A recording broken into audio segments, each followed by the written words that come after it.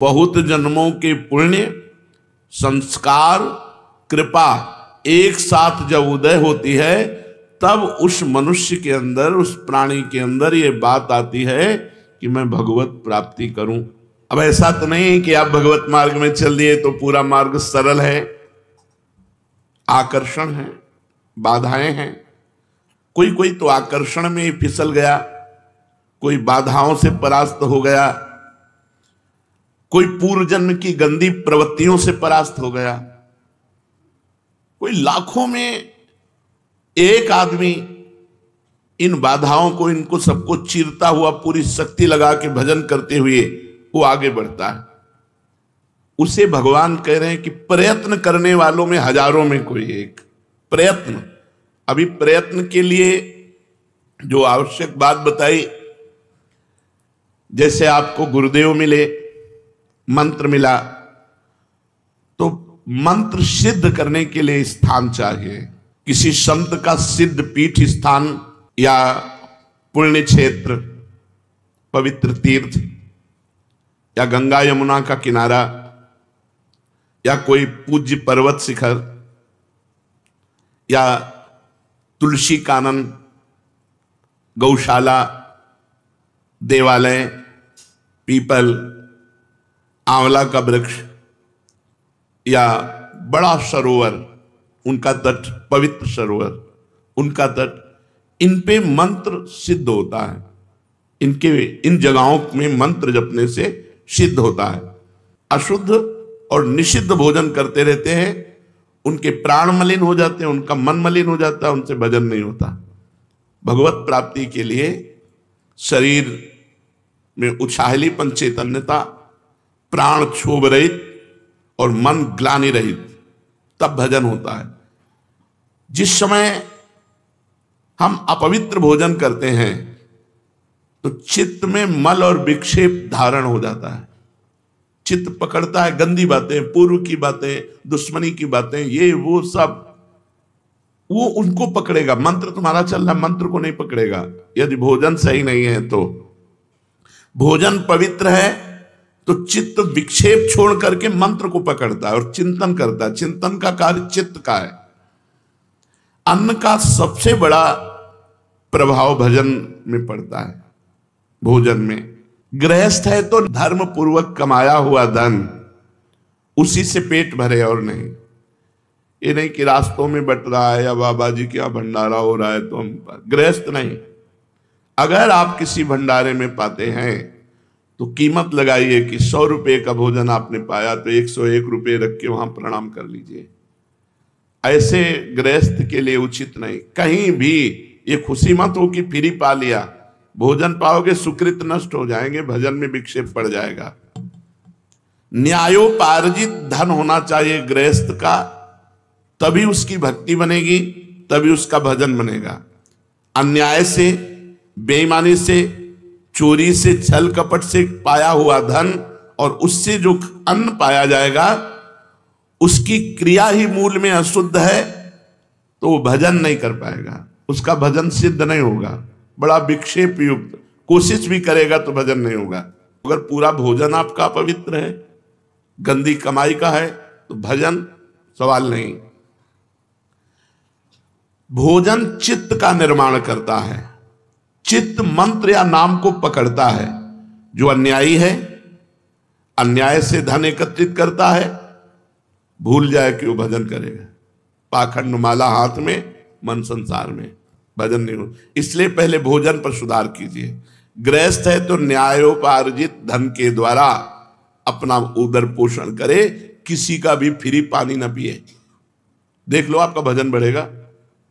कोई हलवा पूड़ी रास्ते में बट रहा नहीं, आप कोई विरक्त थोड़ी गृहस्थ हो, खरीद के खाओ, पवित्र जगह से खरीद लो। यदि वहीं पाना है तो 150 रुपये भेंट रख के आओ। खाली हाथ नहीं कि खाया और चल दिया, बड़ा मौज है, तुम्हारे सुकृत नष्ट हो जाएंगे। अब आया सन्यासी, ब्रह्मचारी, वैष्णव। ये भोजन कहां से पाए? इसमें सर्वोपरिवृत्ति आकाश वृत्ति। आकाश वृत्ति कहते हैं जो परमात्मा स्वयं हमारे पास पहुंचा दे। कहीं मांगा नहीं, इशारा भी नहीं किया, हमारे पास जो आ गया उसी से उदर पोषण। काशी में इसी आकाश वृत्ति से रहते थे। दूसरी वृत्ति पवित्रता में माधुकरी। मधुकर कहते हैं भ्रमर को। जैसे एक एक फूल से थोड़ा थोड़ा पराग लेकर भंवरा अपना उदर पोषण करता है, ऐसे 5 घर या 7 घरों से एक एक माधुकरी लेकर के अपना उदर पोषण करे। श्वान वृत्ति कभी स्वीकार न करे। धनी पुरुषों की चाटुकारिता करके अपनी व्यवस्था करा लेना, श्वान वृत्ति कभी नहीं। सिंह वृत्ति कभी धारण न करे। अपनी तपस्या का रौब, अपना चमत्कार दिखा करके भरण पोषण नहीं। आकाश वृत्ति, मधुकर वृत्ति, मधुकरी वृत्ति, और सबसे महान है अजगर वृत्ति। आकाश वृत्ति में तो हम व्यवस्था करेंगे, हमारे पास 100 रुपये आ गए तो हम गेहूं लाएंगे, चावल लाएंगे, दाल लाएंगे, तब व्यवस्था। वो ये भी नहीं करेगा। बना बनाया मुंह के सामने आ गया तो खा लिया नहीं। अजगर वृत्ति, इन वृत्तियों को धारण करें। जो सन्यासी हैं, वैरागी हैं, भगवत मार्ग के पथिक हैं, अगर वो किसी आश्रम में पाते हैं तो पूरी पसीना निकालने वाली सेवा होनी चाहिए। 4-6 घंटे की सेवा की। नारायण स्वामी जी जब वृंदावन वास कर रहे थे तो 8 घंटे लेबरी करने के बाद कह देते मुझे 4 रोटी दे दो बस। 8 घंटे मेहनत करते और 4 रोटी लेते, खूब भजन करते। ये मत समझो कि आप भजनानंदी हो, बढ़िया कपड़ा, बढ़िया जूता, बढ़िया भोजन, ये फ्री है। ऐसे भजन नहीं होता। झाड़ू लगाओ, पोछा लगाओ, 2-4-6 घंटे खूब मेहनत करी और फिर उधर पोषण किया और रात दिन भजन में लगे, तब तुम्हारा भजन बढ़ेगा और सुरक्षित रहेगा। नहीं तो माधुकरी पाओ और यमुना किनारे पड़े रहो, वहीं मांगो, खाओ, यमुना जी के पावन तट पर रहो, कोई सेवा मत करो, फिर तुम्हारा भजन भले बन जाए। वो भी गुरु आज्ञा से, मनमानी आचरणों से तो वो भी नहीं। जो भोजन पवित्र नहीं पाता उसमें आलस्य, प्रमाद और भोग कामना, ये 3 बातें रहती हैं। पड़े रहना, अरे हम नहीं कर पाएंगे सेवा, थोड़ी सेवा है वो भी उतनी जगह अपवित्र पड़ी, पोछा नहीं लगाया। प्रमाद, भोगों का चिंतन, ये खा ले, ये भोग ले, वो भोग ले, भजन नहीं। और चाहे गृहस्थ हो या विरक्त, भोजन आधा पेट अगर भजन करना। जब भजन में मन लगेगा तो भोजन में रुचि नहीं होती। और भजन का बल होता है कि ऐसा नहीं होगा कि मैं ऐसे 8-8 दिन भोजन नहीं मिला, गंगा जल केवल पी के, कभी हमको महसूस नहीं हुआ ऐसा। आहार दबा दबा करके करोगे तो भजन थोड़ी होगा। अपने गुरु जी को जीवन भर देखा है, अब भी देखा है, वैसा ही दिनचर्या है। 2 रोटी से कभी 2.5 नहीं पाते। अपने हाथ की बनाई 2 रोटी और शाम के दूध। एक दिनचर्या आजीवन के लिए भोजन की होनी चाहिए। विरक्त को भी भोजन में 3 दोष माने गए हैं। एक जाति दोष, एक आश्रय दोष और एक निमित्त दोष। जाति दोष वो है जो स्वभाव से निषिद्ध होते हैं, जैसे प्याज, लहसुन, शलगम, गाजर, ये भजन में विक्षेप डालेंगे ही डालेंगे। ये तमोगुणी जाति के हैं, इसलिए इनका प्रयोग नहीं करते। तमोगुण इनसे प्रकट होता है। यद्यपि ये इनकी प्रकट होने की प्रक्रिया पवित्र है, जहां आलू प्रकट होती है वहीं प्याज, लहसुन भी वैसे ही मिट्टी में, पवित्र मिट्टी में प्रकट होते हैं, पर ये भजन के लिए निषिद्ध है। ये बुद्धि में, भजन में विक्षेप डालते हैं, इसलिए संतों ने इसे मना किया है। ये कोई ऐसा नहीं कि प्याज लहसुन पाओगे तो पाप हो जाएगा, लेकिन भजन नहीं बनेगा। भजन शुद्ध बने, ये तमोगुणी वस्तु है, इसलिए इसको त्याज्य किया गया। ये ऐसा नहीं कि एकदम मांस मदिरा की तरह, ऐसा नहीं है। ये हमारे भजन में वृद्धि पड़े, इसलिए सलगम, लहसुन, प्याज, गाजर। जाति दोष वाली वस्तुएं यदि हम पाएंगे तो ये हमारे मन को अपवित्र कर देंगे और भजन नहीं होगा। दूसरा आश्रय दोष, जैसे रसोई आपको खीर पूड़ी बड़ा पवित्र बना के दी गई, लेकिन उस रसोई में मांस रांधा गया है, वही गैस चूल्हा है, वही बनाने वाले हैं, वही पात्र है, ये आश्रय दोष हो गया। अगर आप पाते हैं तो आपकी बुद्धि भ्रष्ट हो जाएगी। जैसे मांस खाने से बुद्धि भ्रष्ट होकर उसका नरक गमन होगा, ऐसे ही उस रसोई का पाने से आपकी बुद्धि भ्रष्ट हो जाएगी, भजन में नहीं लगेगी। जैसे आश्रय दोष में पहला ये, जैसे शराब की बोतल है और उसमें गंगा जल भर दिया जाए तो आश्रय दोष के कारण वो गंगा जल आचमन के लायक नहीं रहेगा। जैसे जहां शराब रखी हुई है उसके पास आपके सब्जी रखी हुई उसी फ्रिज में, वो सब्जी वो आश्रय दोष के कारण अपवित्र हो चुकी है क्योंकि वो मदिरा वहां रखी हुई है। इस तरह से आश्रय दोष का त्याग, जाति दोष का त्याग, जाति का यहां मनुष्य से नहीं है, यहां वस्तुओं से है। जो वस्तुएं शास्त्र निषिद्ध है उन वस्तुओं का सेवन न करें। आश्रय, आश्रय बहुत ही विवेक के, कहां भोजन, किनके यहां भोजन, कैसे आचरण करने वाले, बहुत ध्यान से। शुद्ध गाय का दूध भी यदि शराब के पास रख दिया जाए, जैसे फ्रिज है, बोतल शराब की रखी, वहीं दूध रखा है, वो दूध अपवित्र शराब की तरह आश्रय दोष के कारण हो गया, वो वैष्णव को कभी नहीं पाना चाहिए। इसलिए बिना परिचय के भोजन नहीं करना चाहिए। और अपने फ्रिज में क्या क्या रखे हुए है, कैसे खाता पीता है क्या। अब इसीलिए माधुकरी वृत्ति को हम ज्यादा प्रेरित नहीं करते। तो ऐसे हम कोई पेट भरने के लिए बाबा जी बने क्या? उनकी पवित्र माधुकरी, जो पवित्र आचरण करते हैं, पवित्र व्यवहार करते हैं, उनसे हमारा भजन बनेगा। तो अब आकाश वृत्ति सर्वश्रेष्ठ है, जो भगवान दे दे उसी से अपनी व्यवस्था करके खाओ पियो, भजन करो। जैसे अपने यहाँ श्री जी के विधान में किसी से मांगा नहीं जाता, कोई दान पेटी नहीं, किसी का कोई किसी तरह घुमाओ फिराओ नहीं, ऐसे नहीं है ओहो भाग्य खुल गए, रुपया रुपया के लिए बाबा जी बने, भोजन के लिए बाबा जी बने, भगवान के लिए बाबा जी बने। तो ऐसा नहीं संसार में कि अपवित्र ही लोग हैं, बड़े पवित्र भी हैं, उन्हीं से चलता है। तो आश्रय दोष, जाति दोष, आश्रय दोष। अब निमित्त दोष, साधक को निमित्त दोष से भी बचना चाहिए। जो वैष्णव नहीं है, जिनका अपवित्र आहार विहार है, उनका छुआ भोजन नहीं। हमारे लिए अछूत कौन? जो वैष्णव नहीं है, जो भजन नहीं करता। अगर वो चांडाल है और भजन कर रहा है, कंठी तिलक बांधे, हम उसके साथ बैठ के पालेंगे।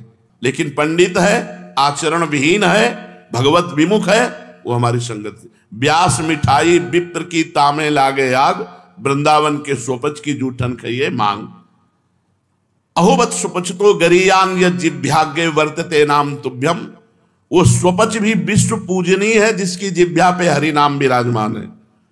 जो भगवत भजन नहीं करते, उनके हाथ का नहीं पाना, और कोशिश करें उनकी दृष्टि न पड़ पावे भोजन पे। जैसे हम ठाकुर जी के लिए पर्दा करके अगर ले भी जाना है तो थाल ढक कर कोई देख न पावे, पर्दा लगा के भोजन, निमित्त दृष्टि भी न पड़ पावे ऐसे लोगों की जो भगवत विमुख हैं, जो नीच आचरण करते हैं, उनकी भी दृष्टि का निषेध।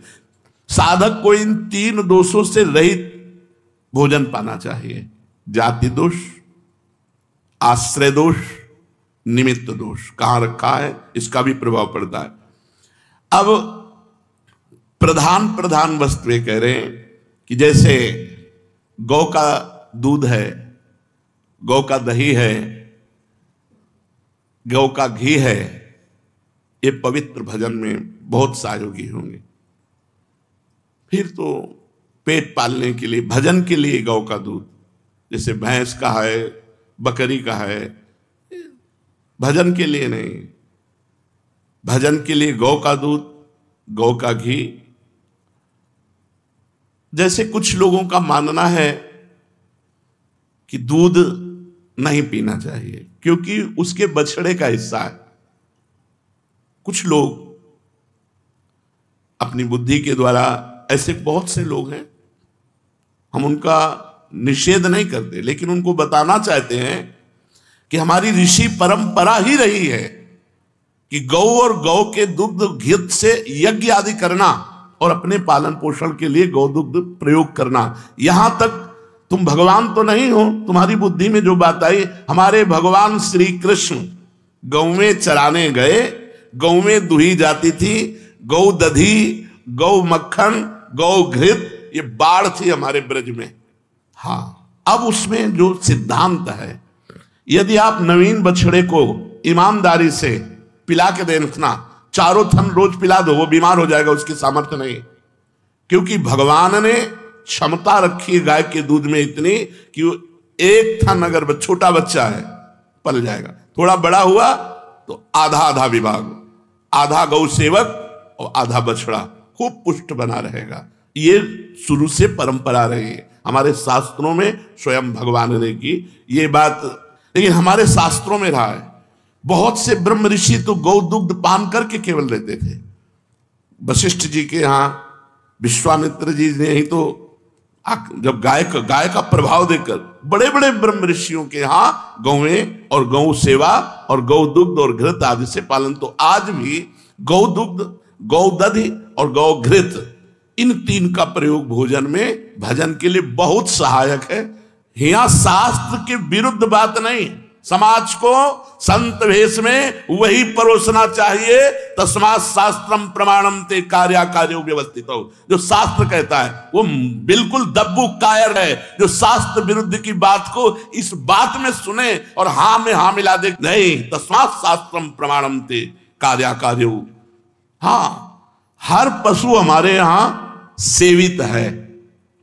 हमारा सनातन धर्म हर पशु की सेवा करता है, कुत्ते की भी सेवा करता है, कुत्ते में भी भगवान देखता है, गधे में भी भगवान देखता है। भगवान देखने के लिए भगवान आदेश किए हैं, विद्या विनय संपन्ने ब्राह्मणे गविहस्तनी, सुनी माने कुत्ता, सुनी च सुपाके च पंडिता समदर्शिना। जो विद्या विनय संपन्न ब्राह्मण में, कुत्ते में, चांडाल में, हाथी में एक ही भगवान को देखता है। सनातन धर्म देखता है, व्यवहार नहीं करता। व्यवहार एक जैसा जो करे वो मूर्ख, और जो व्यवहार नहीं दर्शन एक जैसा करे वो पंडिता समदर्शिना। पंडित वही जो सब में भगवान को देखे, सब में, लेकिन व्यवहार तस्मात् शास्त्रम प्रमाणम ते कार्या कार्यो व्यवस्थित हो।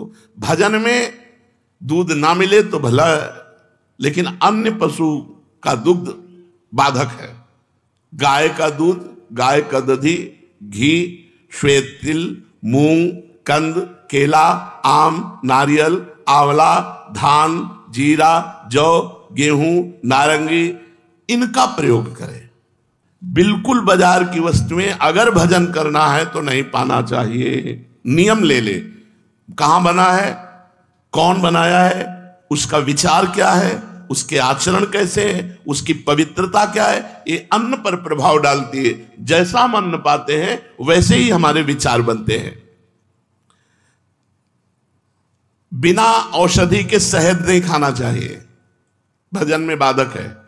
शहद का केवल आदेश है यदि आप बीमार हो तो औषधि में पा सकते हो, नहीं शहद पाने से फिर अपराध पाप लगता है।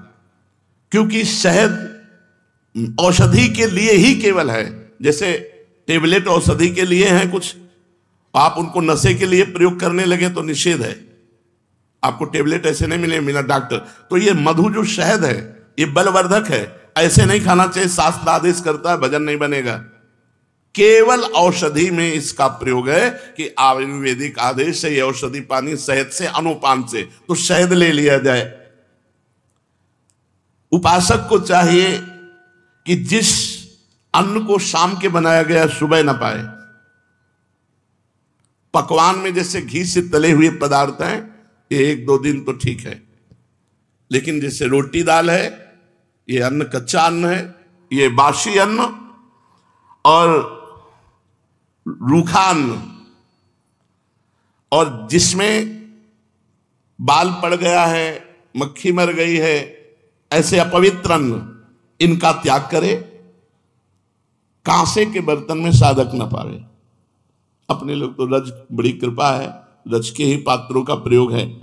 भोजन के संबंध में और एक बात ध्यान रखनी चाहिए कि भोजन पाते समय आपका चिंतन कहां गया है, चिंतन कहां है।